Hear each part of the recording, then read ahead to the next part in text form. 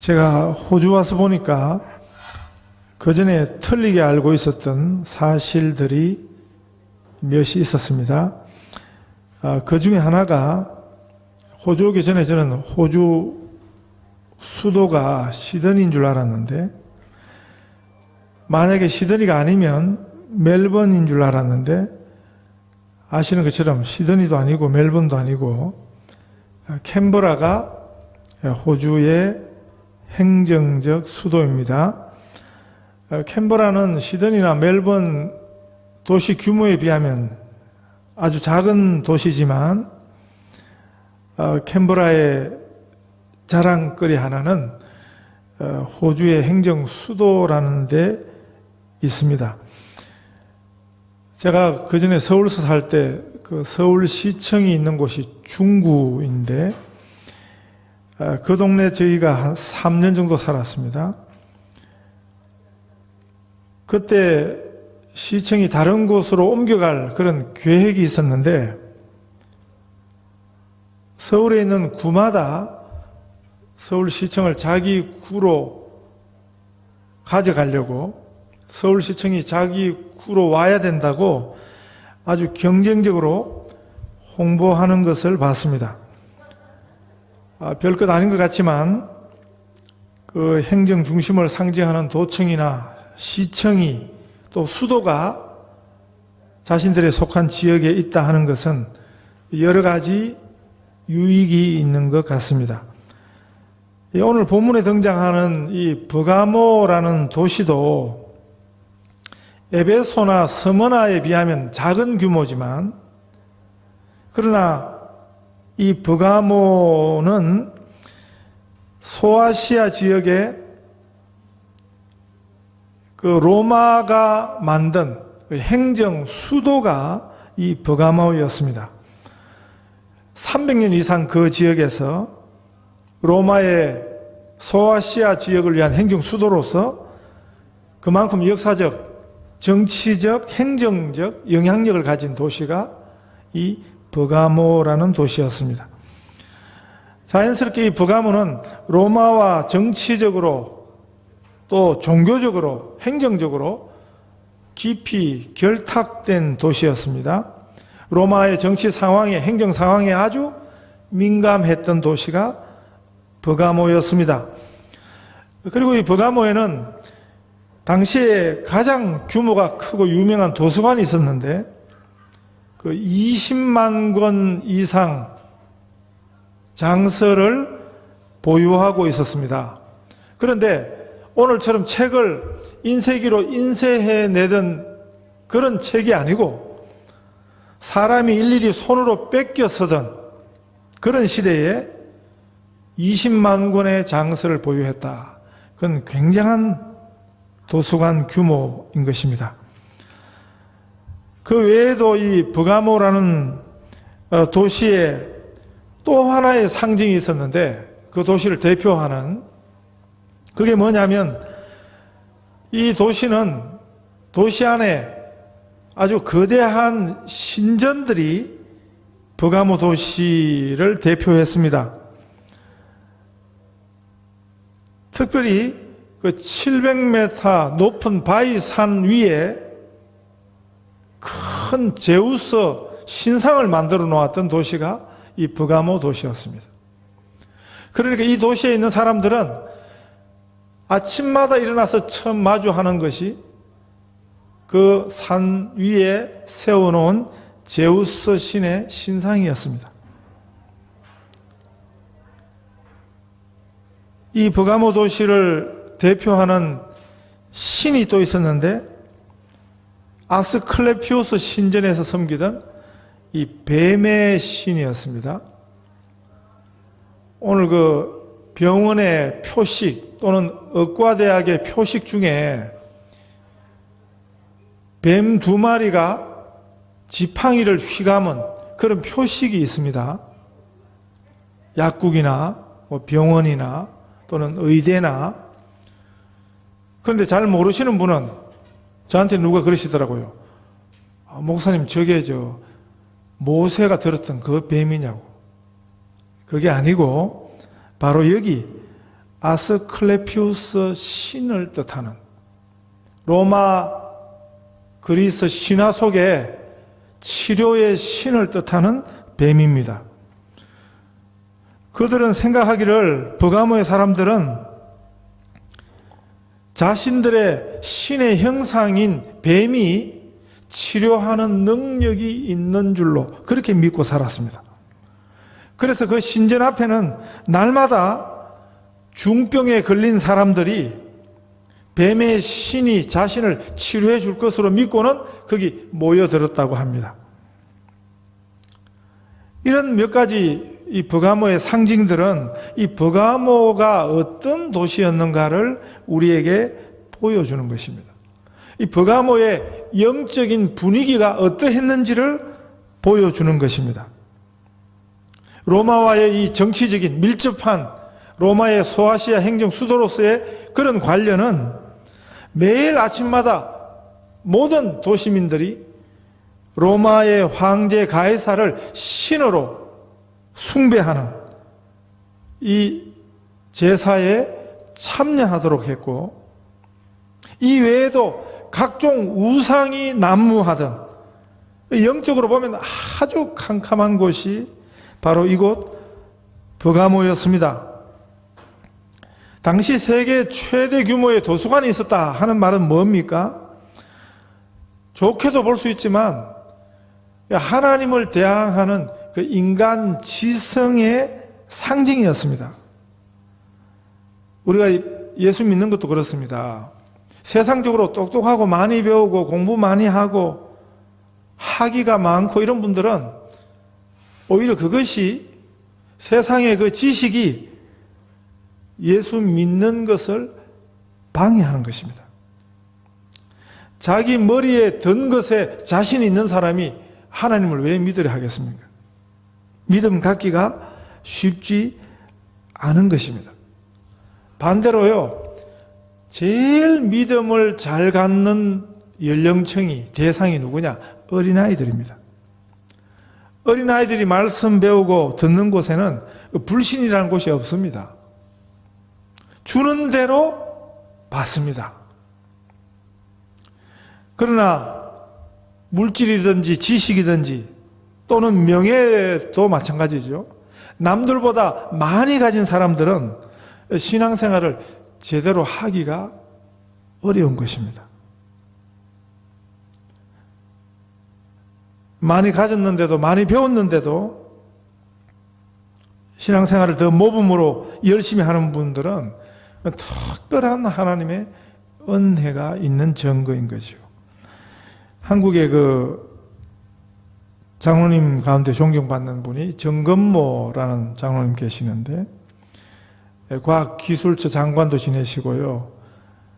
이분이 뭐 최연소로 서울대학을 입학해서 최연소로 졸업하고 미국에서 20대 초반에 박사 학위를 받은 세계적인 과학자였습니다. 그런데 이분이, 이런 분이 어떻게 예수를 믿게 되었는가? 처음부터 믿은 건 아니고요. 결혼하고 나서 아이를 낳았는데 그 아이가 낳자마자 아팠습니다. 미국에 있을 때. 그랬을 때 아이 때문에 이분의 마음이 가난해진 거죠. 뭐 아무리 뭐 유수한 과학자면 뭐합니까? 그 아픈 아이를 위해서 자기가 아무것도 해줄 수 없다는 것을 절감하고, 마치 그 당시 나사의 과학자들이, 기독교인 과학자들이 모여서 성경 공부하는 모임에 초대를 받았는데 그 가난한 마음에 그 모임에 참석하게 되고, 그래서 이분이 예수님을 만나게 된 것입니다. 그래서 그 일이 아니었다면 자신은 아마 예수님 믿을 수 없었을 것이라고 그렇게 간증해 주셨습니다. 이 버가모라는 도시는, 그 도시가 갖는 그런 분위기가 그곳에서 신앙생활 하기가 참 어려운 곳이었습니다. 그런 분위기와 환경을 가진 도시였습니다. 이런 버가모 도시 속에 있던 교회가 버가모 교회였습니다. 버가모에 대해서 예수님이 뭐라고 말씀하셨는가 하면 13절에 보면 네가 어디 사는 것을 내가 아노니, 거기는 사단의 위가 있는 데라, 사단의 보좌가 있는 데라 그랬습니다. 이 사단의 위라는 말은 우리말 성경에 사단의 권자라고도 번역했습니다. 사단이 아주 영향력을 가지고 권세 있게 영향력을 행사하는 곳이 이게 버가모였습니다. 사단이 힘을 가지고, 사단이 있기는 있지만 그냥 별 소리 못하고 힘 못 쓰고 그런 게 아니고 사단이 아주 왕으로 행사하며 있는 곳이 그게 버가모였습니다. 이번에 제가 부산 가서 오랜만에 친구들 소식을 들었더니 저희 대학 친구 하나가 부산에 감천동이라는 그 지역이 있습니다. 그 지역에 가서 목회를 하고 있더라고요. 다른 데 있다가 감천동 들어갔어요. 그래서 아유, 감천동 갔어? 감천동이라는 지역이 부산에 오래 사신 분들은 아는데, 네? 권사님 어떤 지역입니까? 감천동. 예. 근데 그게 뭐가 유명한 지역이에요. 그게 뭐냐면 바로 바닷가에 있는 동네인데 무당이 아주 바글바글 하는 지역입니다. 동네는 그렇게 크지 않은데, 네? 거기 집집마다 그냥 대나무 이런 거 막 꽂혀 있고, 무당 집성촌이에요. 무당들이 그냥 때로 모여 있는. 그러니까 워낙 그곳에서, 네? 그 무당들이 바글바글 하는 그 동네에 얼마나 미신이 세겠어요. 무당의 기운이 세겠어요. 그런데 그 안에 교회에 우리 친구 목사가 가 있더라고요. 아마 이 버가모 도시가 이런 곳이거든요. 사단이 아주 강력히 역사하고, 아침에 눈만 뜨면 그냥 700m 산 위에 거대한 제우스 신상이 바라다 보이는, 네? 그 도시 전체가 로마 황제를 숭배하는,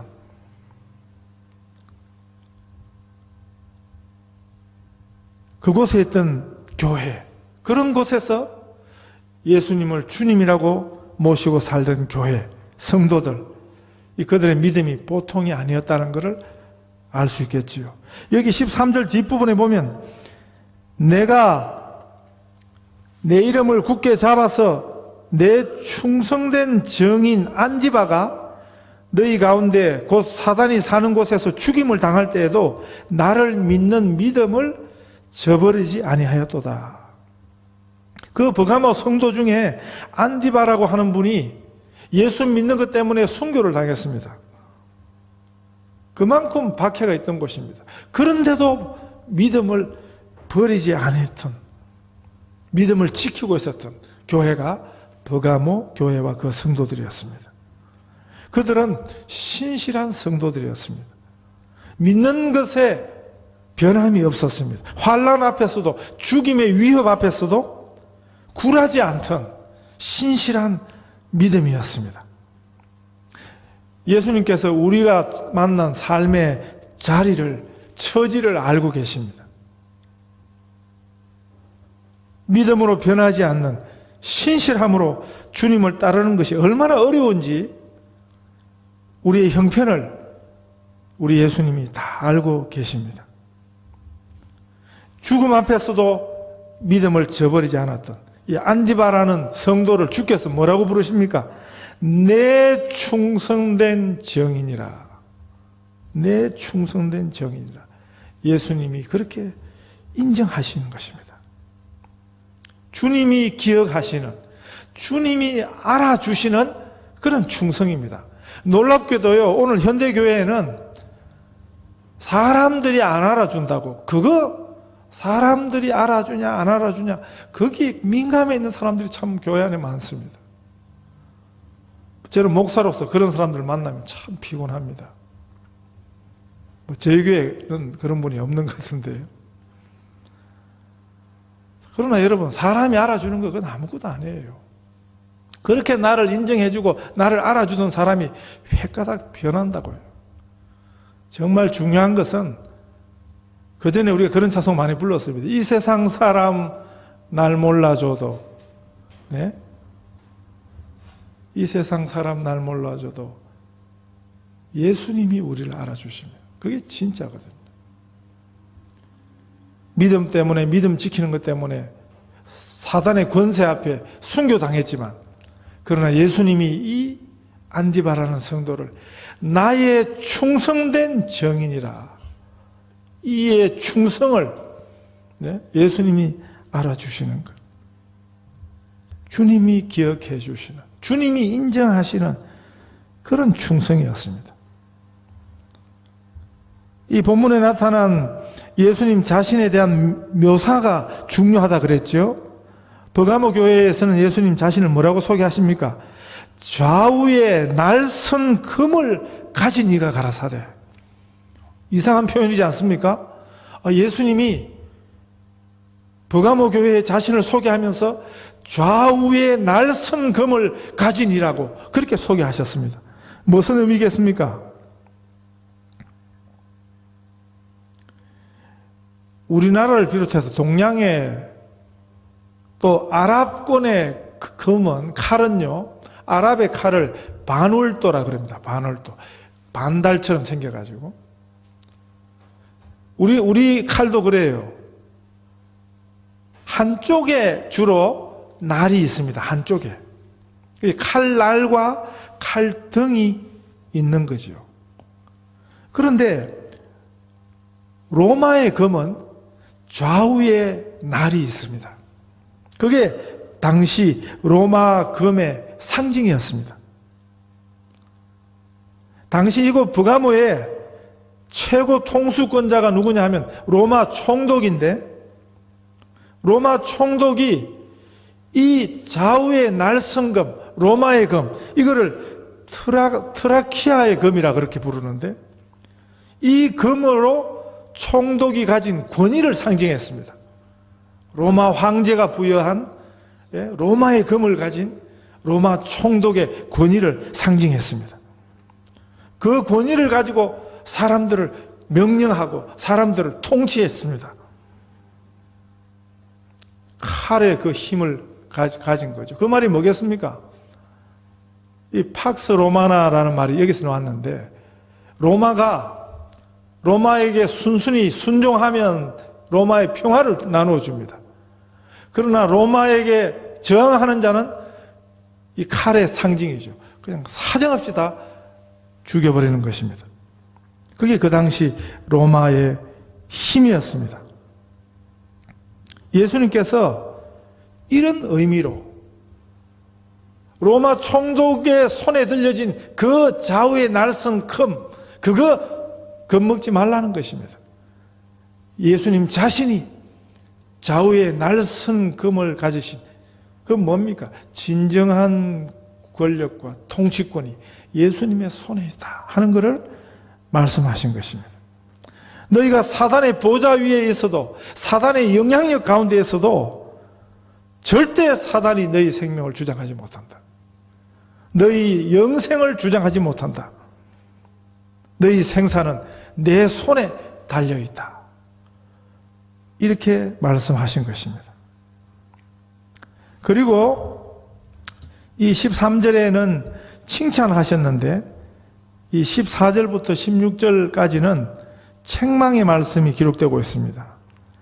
그러나 내게 두 가지 책망할 일이 있나니 거기 내게 발람의 교훈을 지키는 자들이 있도다. 발람이 발락을 가르쳐 이스라엘 자손 앞에 걸림돌을 놓아 우상의 제물을 먹게 하였고 또 행음하게 하였느니라. 이와 같이 내게도 니골라당의 교훈을 지키는 자들이 있도다. 여기 보시면 이 니골라당의 행위는 에베소 교회가 니골라당의 행위를 미워했다고 그랬습니다. 그래서 예수님이 칭찬해 주셨거든요. 니골라당의 행위가 뭐냐 하면 이 발람의 교훈을 지키는 것하고 같은 것입니다. 발람은 구약에 나오는 선지자가 발람입니다. 이스라엘 백성들의 광야 시절 이 모압 왕이요, 그게 발락입니다. 모압 왕이 이스라엘을 저주하려고 발람을 사주를 시킨 거죠.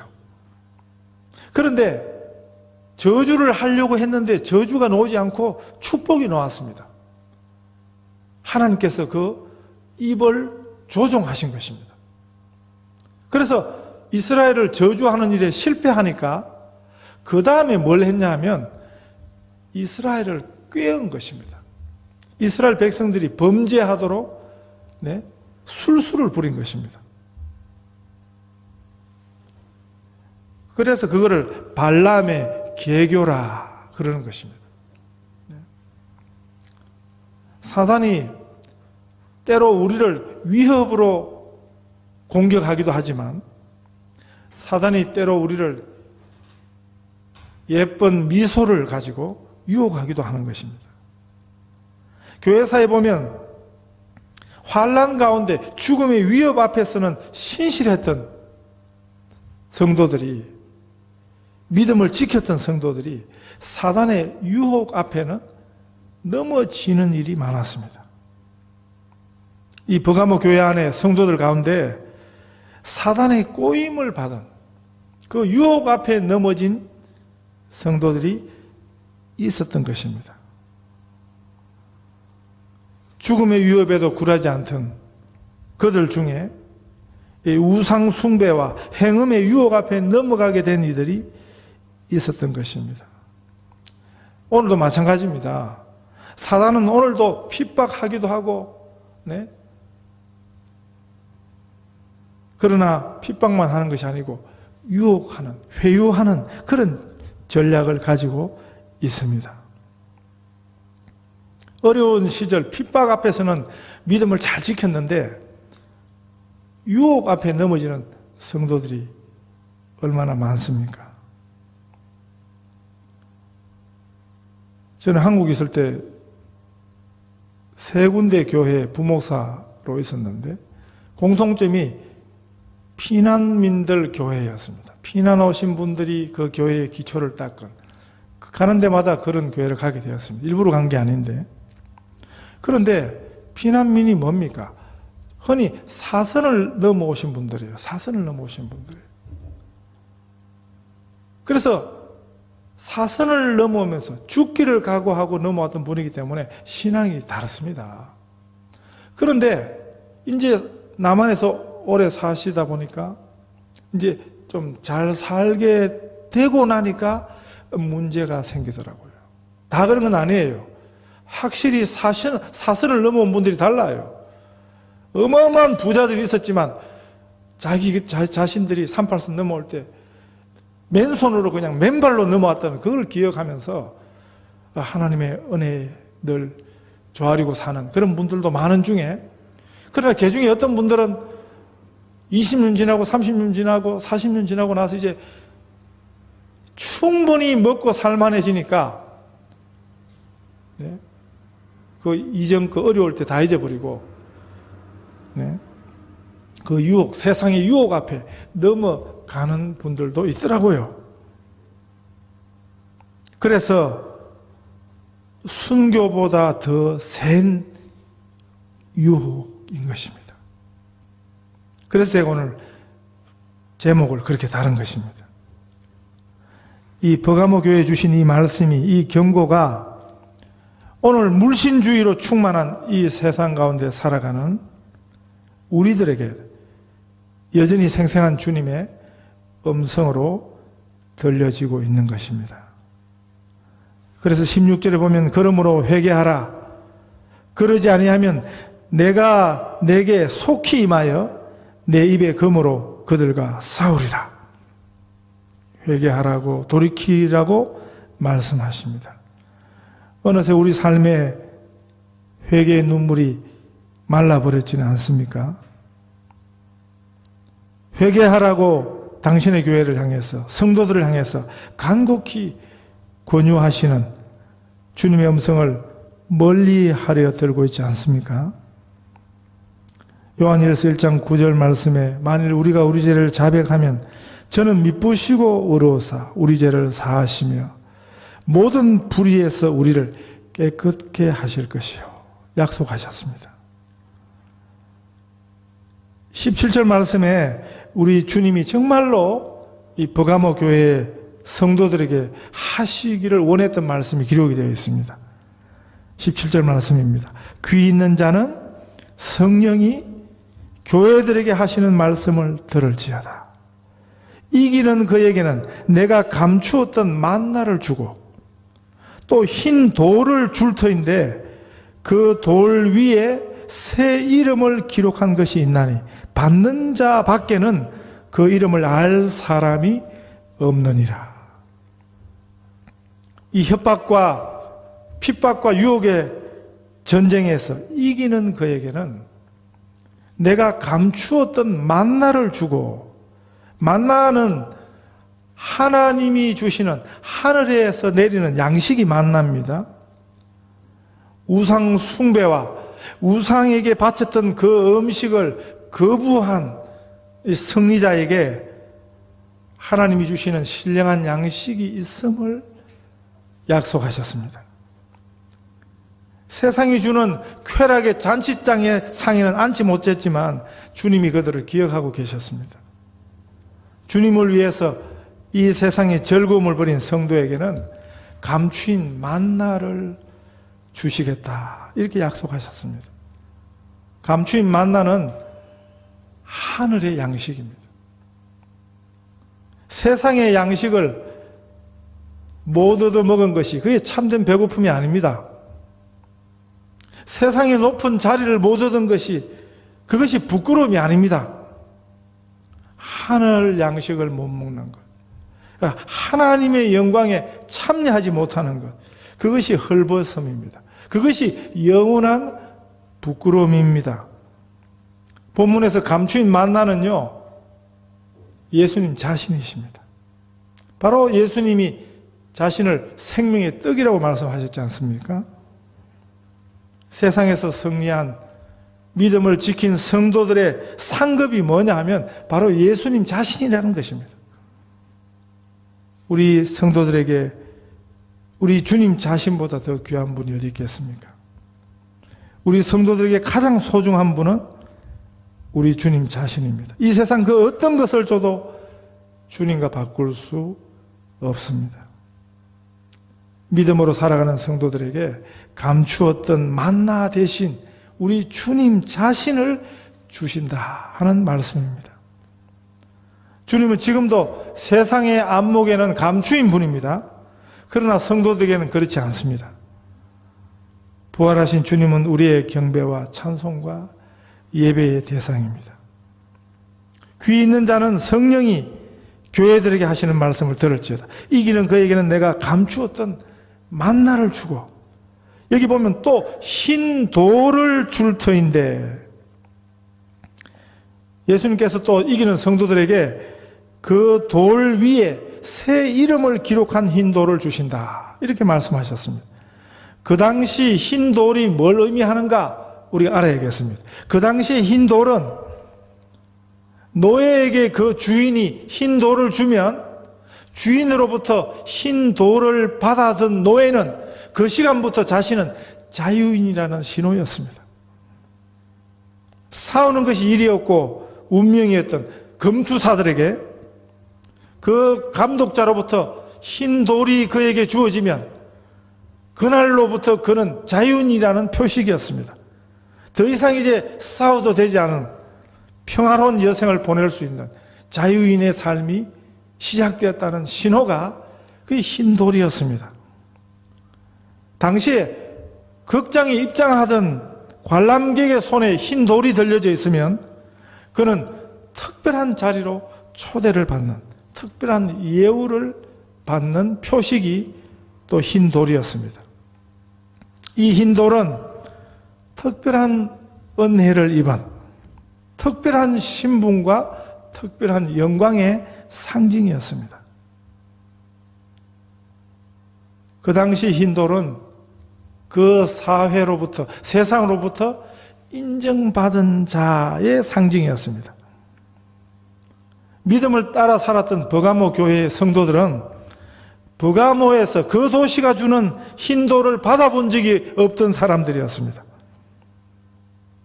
그런데 예수님께서 믿음 때문에 세상에서 거부를 당하고 세상으로부터 박탈당했던 그들에게 주님 자신이 흰돌을 주시겠다. 그렇게 말씀하셨습니다. 이기는 자, 하나님 말씀을 붙들고 세상의 유혹을 뒤로하고 묵묵히 십자가 지고 살아온 믿음을 지킨 성도들에게는 우리 주님께서 특별한 상급을 주신다 하는 약속의 말씀입니다. 세상 잔치가 주는 유혹을 멀리하고 세상에서의 보장을 뒤로하고 우리 달려갈 길을 믿음으로 끝까지 달려갈 때 하나님 자신이 감추이신 만나로 우리를 먹이시고 우리 주님의 이름이 새겨진 흰 돌을 우리들에게 주실 것입니다. 정말 우리가 귀를 열고 주님이 우리에게 주시는 이 말씀을 듣고 믿음을 꼭 지켜서 이기는 자의 반열에 들어가는 우리 온 성도들 다 되시기를 축복합니다.